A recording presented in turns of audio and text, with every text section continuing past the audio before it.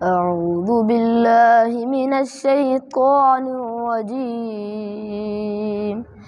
بسم الله الرحمن الرحيم. فروح وريحان وجنة نعيم.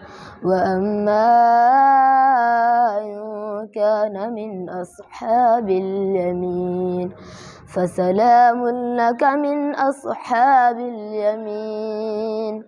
وأما إن كان من المكذبين الضالين فنزل من حميم وتصلية جحيم. إن هذا لهو حق اليقين. فسبح باسم ربك العظيم. صدق الله العظيم.